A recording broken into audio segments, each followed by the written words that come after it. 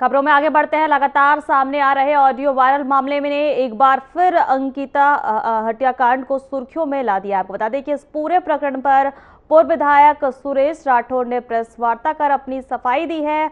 उन्होंने आरोप लगाया है कि सहारनपुर निवासी उर्मिला सनावर द्वारा कथित रूप से एआई तकनीकी से निर्मित ऑडियो जारी किए जा रहे हैं। सुरेश राठौर ने कहा है कि यह मामला लगातार बीजेपी से जुड़ी नेताओं को टारगेट कर रही है और प्रदेश ही नहीं बल्कि देश भर में बीजेपी के नेताओं को बदनाम करने की साजिश रची जा रही है। पूर्व विधायक ने कहा कि उन्हें और पार्टी को बदनाम करने के लिए गैर कानूनी तरीके से ऑडियो वायरल किए जा रहे हैं, जिनकी फॉरेंसिक जांच बेहद जरूरी है।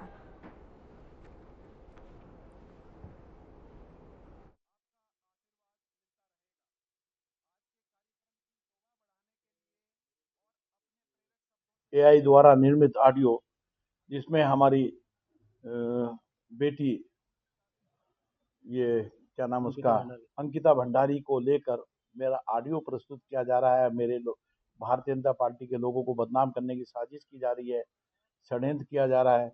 उसमें देश और प्रदेश के नेताओं का नाम लिया जा रहा है। तो ये गैर कानूनी तरीके से एआई निर्मित करके उसको मेरे को बदनाम करने के लिए, मेरी छवि को खराब करने के लिए, मेरी भारतीय जनता पार्टी की छवि को खराब करने के लिए जो षड्यंत्र किया जा रहा है उसकी फॉरेंसिक जांच होनी चाहिए और उनके मोबाइल को अपने कब्जे में लेकर मेरी मांग ये है कि इस तरह के कृत्य ये पिछले 1.5-2 सालों से मेरे विरुद्ध करती रही है, मेरी सामाजिक राजनीतिक छवि को खराब करती रही है, कहीं बैठकर कहीं अनर्गल प्रचार प्रसार करती रहती है। उसके विरुद्ध कानूनी कार्रवाई के रूप में ये सनसनी फैलाने का, अराजकता फैलाने का और मेरे विरुद्ध प्रचार प्रसार करने का ये मुकदमा दर्ज किया जाना चाहिए, ऐसी मैं मांग करता हूँ। और उसके मोबाइल की फॉरेंसिक जांच की जानी चाहिए, जिसमें दूध का दूध और पानी का पानी होना चाहिए।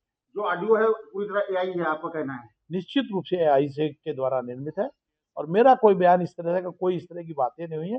भारतीय जनता पार्टी मेरी माँ है। 1980 6 अप्रैल 1980 से मैं भारतीय जनता पार्टी का कार्यकर्ता के रूप में काम करता रहा हूँ। इससे पहले मैं स्वयं सेवक के रूप में काम करता रहा हूँ।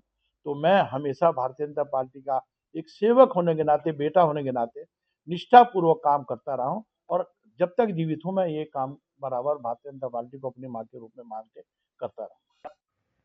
नमस्कार। सभी पत्रकार बंधुओं से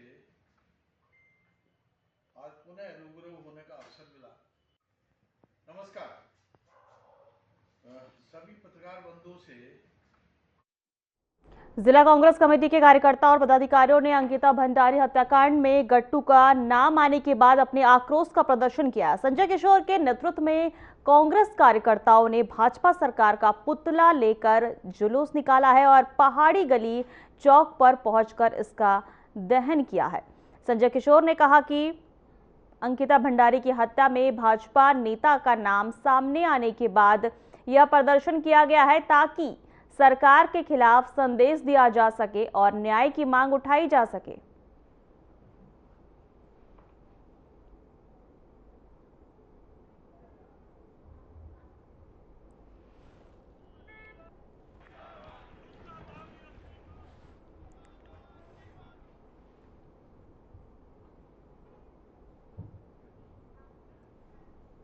विकासनगर के छरवा इलाका इन दिनों दहशत के साए में है। दरअसल यहां के ग्रामीण का दावा है कि उन्होंने आबादी वाले इलाकों के करीब गुलदार को देखा है, जिससे क्षेत्र के लोग अंधेरा होते ही घरों में कैद होने को मजबूर हो गए हैं। आपको बता दें, खेतों पर जाने वाले किसान हो या फिर शाम को घर लौटते मजदूर, सभी के चेहरे पर खौफ जो है साफ नजर आ रहा है।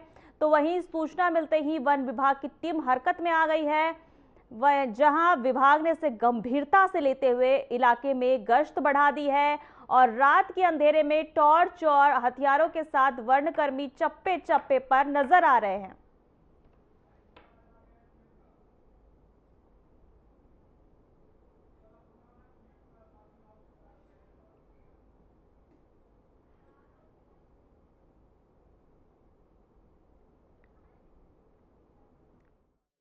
ग्राम सभा में जो है हमको सूचना मिली थी कि लेपर्ड जो है यहाँ पर देखा गया है, तो तत्काल हमने जो है, क्योंकि बगल में ही हमारे रेंज से जुड़ा हुआ, तो तत्काल हम वहाँ पे पहुँचे, मेरी टीम पहुँची। तो वहाँ पर हमने उनके साथ ग्रामीणों के साथ जो उनको जागरूक भी किया, देखे भी, उनके पगमार्ग ढूँढने की कोशिश करे तो अभी हमें कुछ नहीं मिला। लेकिन गाँव वालों की सूचना को सही मानते हुए आज शाम को जो है वहाँ पर जो है कैमरा ट्रैप मैं लगाने वाला हूँ और वहाँ पर जो है मैंने गश्ती दल भी बना दिया जो 24 घंटे जो है अलर्ट मोड पर रहेगा और इस तरह से जो है हम उसकी क्योंकि जंगल से जुड़ा हुआ एरिया है तो हो सकता है कि लेपर्ड हो, तो हम जो है जैसे उच्च अधिकारियों के भी हमको आदेश हैं, तुरंत हम जो है वहाँ पर पहुँच रहे हैं और उसकी समस्या के निराकरण के लिए आगे बढ़ रहे हैं।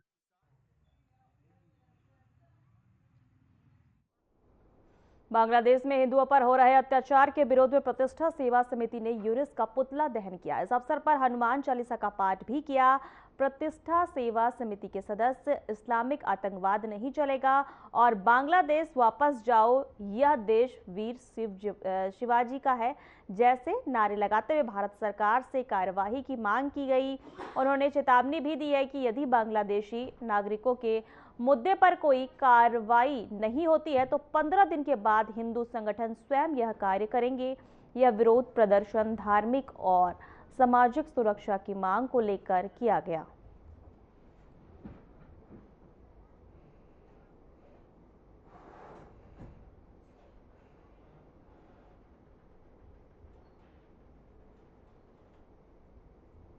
को जिंदा जलाया जा रहा है। ये सीधा सीधा हमारा सरकार से मांग है, ये इस्लामिक जिहाद है। इसको आतंकवाद का धर्म, बार बार आतंकवाद ये कहना बंद करो, इस्लामिक आतंकवाद है। जहां भी हिंदू कम हुआ, एक मॉब लिंचिंग होती, एक व्यक्ति है उस पर झूठा आरोप लगाओ, उसे पकड़ो। वहां की बांग्लादेश की पुलिस ने उसे एक जिहादी भीड़ को हैंड ओवर किया। ये सीधा सीधा इस्लामिक आतंकवाद है। हमारा कहना है कि बांग्लादेश में जो बांग्लादेशी हमारे क्षेत्र में रह रहे हैं उन्हें सरकार यहाँ से हटाए, अन्यथा हम अपने लेवल पे खुद हटा देंगे। ये जिम्मेदारी सरकार की है।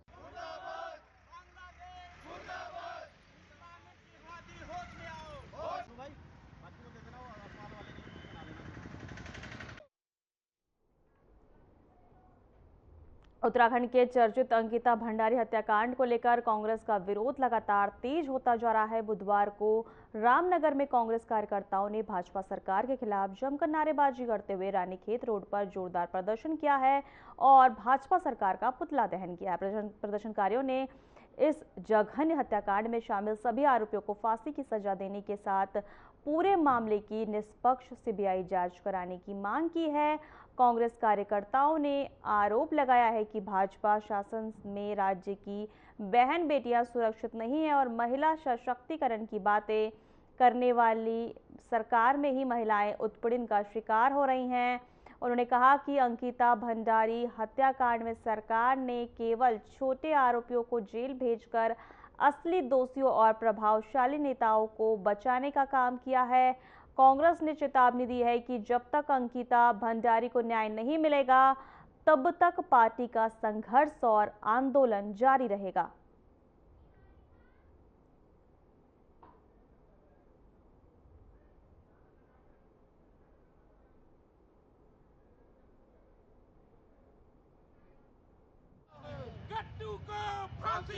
देखिए, आप सबको पता है, पूरे हिंदुस्तान को पता है कि भारतीय जनता पार्टी के नेता के एक रिजॉर्ट में हमारी पहाड़ की बेटी, उत्तराखंड की बेटी को अपने प्राणों की बलि देनी पड़ी थी।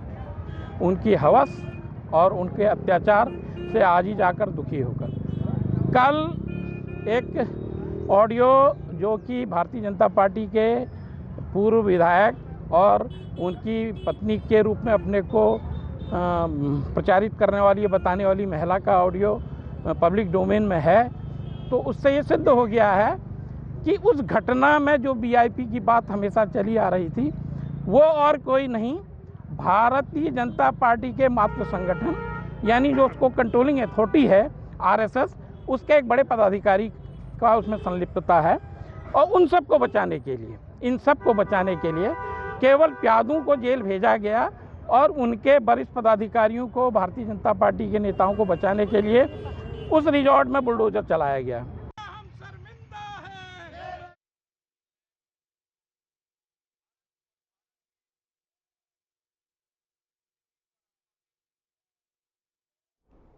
सरोवर नगरी में विंटर कार्निवाल महोत्सव का पहला दिन देर रात हंगामे की भेंट चढ़ गया। गायक परमेश शर्मा के कार्यक्रम के दौरान कुछ युवकों ने रंग में भंग डाल दिया और कार्यक्रम को बीच में ही रोकना पड़ा। मंच से बार बार अनुरोध किया गया कि लोग पीछे हट जाएं, लेकिन किसी ने नहीं माना। इस बीच पत्रकार कार्यक्रम की कवरेज के लिए आगे बढ़ रहे थे तो युवकों ने रोकने का प्रयास किया और धक्का मुक्की शुरू हो गई। पुलिस प्रशासन ने स्थिति को संभालने की कोशिश की, लेकिन परिणाम संतोषजनक नहीं रहा। कुमाऊं आयुक्त दीपक रावत और जिलाधिकारी ललित मोहन रायल मौके पर पहुंचे और अन्य प्रशासनिक अधिकारी युवाओं को समझाने का प्रयास करते रहे, लेकिन स्थिति नियंत्रण में नहीं आ सकी और कार्यक्रम को देर रात समाप्त कर दिया गया।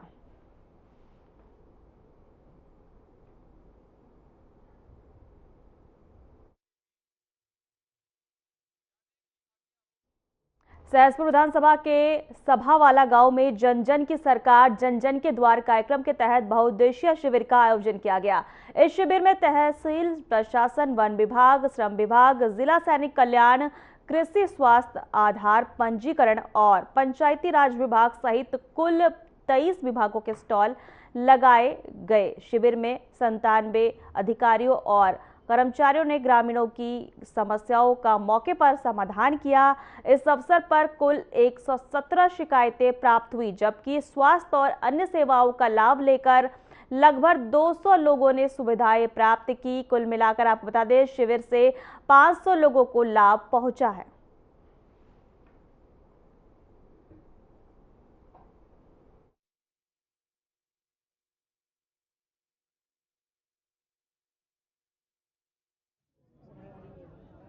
ये जो आज जन जन की सरकार जन जन के द्वार कार्यक्रम है, उसका पहला शिविर सभावाला में था। इसमें 118 लोगों के द्वारा लिखित रूप में अपनी शिकायतें दर्ज कराई गई हैं और उसके साथ साथ जो लोगों को 400 करीब लोग ऐसे हैं जिनको आज लाभान्वित किया गया है। विभिन्न विभागों के द्वारा यहाँ पे स्टॉल लगाए गए थे। स्वास्थ्य परीक्षण यहाँ पे किया गया है। कृषि विभाग के द्वारा जो योजनाएं हैं उनका लाभ उनको दिया गया है, बाल विकास विभाग के द्वारा दिया गया है और अन्य जो हमारे 21 विभाग यहाँ पे उपस्थित थे उनकी जो भी कल्याणकारी योजनाएं हैं उनसे लोगों को लाभान्वित किया गया है। और कुछ समस्याओं का नेचर ऐसा था जो दीर्घकालिक का, तो उसमें 15 दिन की समय सीमा निर्धारित की गई है कि उसका निस्तारण किया है।